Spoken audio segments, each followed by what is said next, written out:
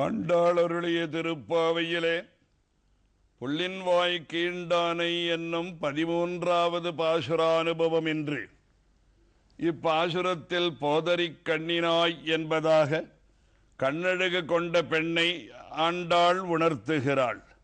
போன பாசுரத்தில் மனத்துக்கினியானை பாடவம் என்னும் பகுதியினாலே கண்ணனுக்கே இருப்பிடமான ஆய்ப்பாடியிலே மனதுக்கு இனியவன் ராமன் என்பதாக சொன்னதற்காக பதிலாக இப்பாசுரத்தில் கிருஷ்ணாவதாரத்தில் பெருமாள் செய்ததான அற்புதமாயிருக்கும் காரியத்தை தொடங்குகிறார். முதலில் இப்பாசுரத்தில் புள்ளின்வாய் கீண்டானை என்பதான பகுதியினாலே கம்சனாலே ஏவப்பட்ட ஒரு அசுரன் கொக்குனுடையதான வடிவெடுத்து கொண்டு கங்கை யமுனையாற்றங்கரையிலே விளையாடும் கண்ணனை தான் கொத்தி தின்னு அவனை அழிக்க வேண்டும் என எண்ணத்தோடு கம்சனால் ஏவப்பட்ட பகாசுரன் யமுனையாற்றங்கரைக்கு வந்தான்.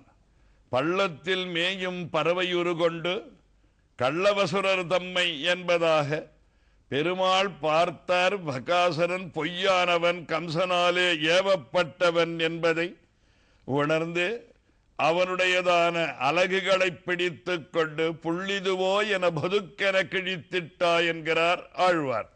அப்படிப்பட்ட புள்ளின்வாய் கீண்டவனான கண்ணனுடையதான வரலாற்றை இப்பாசுரத்தில் முதலாவதாக ஆண்டாள். போன பாசுரத்தில் ராமனை இனியவனாக, ராமநாமம் இனியவனாக கூறின ஒரு நிலைக்கு மாறுபாடாக இப்பாசுரத்தில் உண்மையான நிலையை உணர்த்த ஆண்டாள் கிருஷ்ணனுடைய சரித்திரத்தை சொல்ல ஆரம்பிக்கிறார். புள்ளின் வாய் கீண்டானை, பொல்லா அரக்கனை கிள்ளிக் களைந்தானை என்கிற இந்த பகுதியினாலே அரக்கன் பொல்லா அரக்கன்னு சொன்னபடியினாலே அரக்கன் நல்லவனும் உண்டுன்னு ஏற்படுகிறது. ஆக ராவணனுடைய அனுஜனாய் இருக்கக்கூடிய விபீஷணஸ்து தர்மாத்மா என போற்றப்பட்டவன் அரக்கர் குலத்திலே உதித்தவனாய் இருந்தாலும் அவன் நல்ல அரக்கன் என்பது இதிலிருந்து தெரிகிறது. பொல்லா அரக்கனை கிள்ளிக் களைந்தானை என்பதாக ராவணன் என்ன, ஹிரண்யகசிபு என்ன இவர்கள் பொல்லா அரக்கர்களாகையினாலே எம்பெருமான் இவர்களை பிசாசான், தானவானு, யட்சானு, பிருத்திவியாம் செய்வராட்சசான் அங்குள்யக்ரேன தான் ஹன்யாம் என்பதாக என் கையினுடைய விரலினுடைய நுனியினான நகத்தினுடைய நுனியினாலே நான் விரும்பினேனே, ஆனால் எல்லாரையும் கிள்ளிடுவேன் என்றார். அப்பாசுரத்தில் கிள்ளின பிறகு களைந்தானைன்னு ஒரு பதம் அமைந்திருப்பது நரசிம்மாவதாரத்தையும் குறிப்பிடுகிறது. ஆண்டாள் இளம் சிங்கம் என முதல் பாசுரத்திலேயும் 23வது பாசுரத்திலே சீரிய சிங்கம் என்றும் இப்பாசுரத்திலே அந்த கிள்ளி களைந்தானை என்கிற பகுதியினாலே இந்த உயர்ந்த நிருசிம்மாவதாரத்தை ஆண்டாள் அனுபவிக்கிறார். கீர்த்திமை பாடி போய் அப்படிப்பட்ட இவர்களுடையதான புகழை பாடுவதுதான் பாதேயம் புண்டரீகாட்ச நாமசங்கீர்த்தனாமிருதம் என்கிறதான நாமசங்கீர்த்தனம் செய்து கொண்டு பிள்ளைகள் எல்லாரும் பாவை களம்புக்கார். மாந்த ஆய்ப்பாடியிலே உள்ள பெண்மணிகள் உயர்ந்த உலகக்ஷேமார்த்தமாக நோன்பு நோற்கக்கூடிய பெண்மணிகள் களத்திற்கு சென்றார்கள். நெல்லு குவிந்திருக்கக்கூடிய இடத்தை நெற்களம் என்கிறோம்.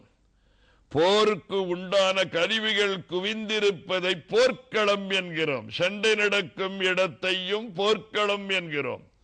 ஆனால் ஆண்டாள் இங்கே நெற்களம் என்றோ போர்க்களம் என்றோ குறிக்காமல் உயர்ந்து பிள்ளைகள் எல்லாரும் பாவை களம்புக்கார் என தன்னுடைய நோன்பு நோற்பதற்காக பாவைகளெல்லாம் பாவைக்களத்திற்கு சென்றிருக்கிறார்கள்.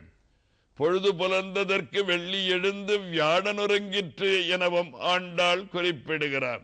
சுக்கிரன் உதயமாகி பிரகஸ்பதி நட்சத்திரம் அஸ்தமனம் அடைந்தது, பொழுது புலர்ந்தது, வெள்ளி எழுந்து வியாழன் உறங்கிற்று. புள்ளும் சிலம்பினகான் என்பதாக மீண்டும் பறவைகள் சப்திக்கின்றன என இது வெளியிலே இருக்கக்கூடிய கால வெளியிலே ஆகாரார்த்தமாக பறவைகள் வெளியே செல்லும் போது சப்திக்கிறதை புள்ளும் சிலம்பினகான் என்றார் ஆண்டார். பறவைகள் நமக்கு எடுத்துக்காட்டாக விளங்குகின்றன.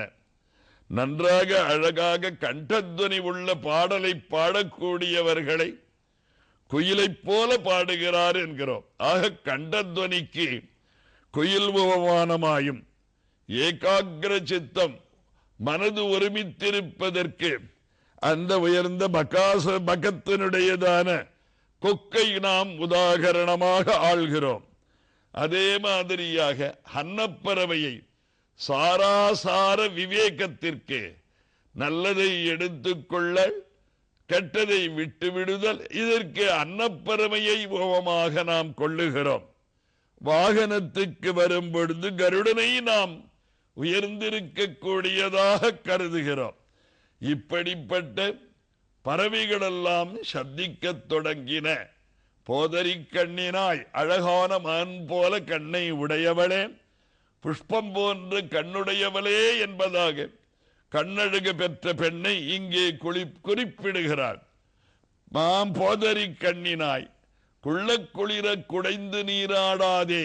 மார்கழி மாதத்தில் விடியற்காலையில் எழுந்து நன்றாக குளத்திலே படிந்து நீராட வேண்டியது இல்லாமல் இன்னுமா உறங்குகிறாய் என்பதாக கேட்கின்றார். பள்ளி கிடத்தியோ, படித்துக் கொண்டிருக்கிறாயே, என்ன காரணத்துக்காக எனவும், பாவாய் நீ நன்னாளால், நல்ல நாள் கிடைத்த போது, நல்ல மாதம் மார்கழி மாதம் கிடைத்த போது, நல்ல பட்சமாகிய அந்த பௌர்ணமி கிடைத்த போது, மிருகசீர்ஷ நட்சத்திரமும் நல்ல கிடைத்திருக்கும் போது, நல்ல நாளும் இப்பொழுது கிடைத்திருக்கும் பொழுது, பாவைக்களத்தில் வந்து பாவை நம் பாவையை நீ செய்ய வேண்டாவோ எனவும், கள்ளம் தவிர்ந்து கலந்து உன்னுடைய உள்ளத்தில் உள்ளதான கள்ளமான எண்ணத்தை விட்டு எங்களுடன் வந்து கலர்ந்து எங்களோடு அந்த உலகக்ஷேமார்த்தமான நோன்பை நீ அனுஷ்டிக்க வேண்டும் என்பதாக இப்பாசுரத்தில் வேண்டுகிறாள். இந்த பாசுரத்தில் ஆழ்வார்களுடைய சரித்திரத்தை ஆண்டாள் நமக்கு சொல்நயத்தாலே, சில சொல்நயத்தாலே தொண்டரடிப்படி ஆழ்வாருடைய சரித்திரத்தை காண்பித்து கொடுக்கிறார் ஆண்டாள். போதரிக்கண்ணினாய், புஷ்பத்தை அரிப்பதிலேயே, புஷ்பங்களை பறிப்பதிலேயே கண்ணுடையவளே என்ற வெளியானது இந்த தொண்டரடிப்பொடிகளுக்கு ரொம்ப பொருத்தமானது. தோட்டத்திலேயே இவர் புஷ்பங்களை புஷ்பங்களை பறிப்பதிலேயே கண்ணுடையவர் என பொருள்படுகிறார். பாவாய் என்பதாக பதிவிரதா சிகாமணியே என்பதாக குறிப்பிடுவது இவருக்கு ரொம்ப பொருத்தம். திருவேங்கடமுடையானுடைய சந்நிதியிலே பதின்மர் பாடிய பெருமாள் யார் என்பதாக கேள்வி எழ, அதற்கு ஜீயர் சொன்னாராம், சோழியங்கெடுத்தாங்கன, சோழியருடையதான குலத்திலே பிறந்த தொண்டரடிப்பிடிகள் அதை கெடுத்து விட்டார். அந்த ஏற்றம் நம் பெருமாளுக்கு இல்லையே, நம்பெருமாளுக்கே என்பதாக சொல்லி, அந்த தொண்டரடிப்பிடிகள் அரங்கனை பாடின வாயினாலே குரங்கனை பாடமாட்டேன் என பாதிவிரத்தியம் கொண்டவர் என்பதாக பாவாய் என்பதனாலேயும், இந்த தொண்டரடிப்புலிகள் மார்கழி மாதத்திலே கேட்டை நட்சத்திரத்திலே பிறந்தார் ஆகையினாலே நன்னாளால் என்பதாகவும், கள்ளம் தவிர்ந்து என்பதாக ஒரு கள்ள குற்றச்சாட்டை இவர் பேது சுமத்தி எம்பெருமான் இவருடைய வைபவத்தை உலகம் பொலியச் செய்தார். புள்ளும் சிலம்பினகான் தோட்டத்திலே இவருக்கு வேலையாகியினாலே பறவையினுடைய வார்த்தையை கேட்பார். இம்மாதிரியான புள்ளின் வாய் கீண்டானை என்றும் ராம கிருஷ்ண நரசிம்ம அவதாரங்களுடையதான பெருமை ஆண்டாள் இப்பாசுரத்தினாலே நமக்கு விளக்கி காட்டி இந்த பாடலை தான் தலை கட்டுகிறார். ஆண்டாள் திருவடிகளே சரணம்.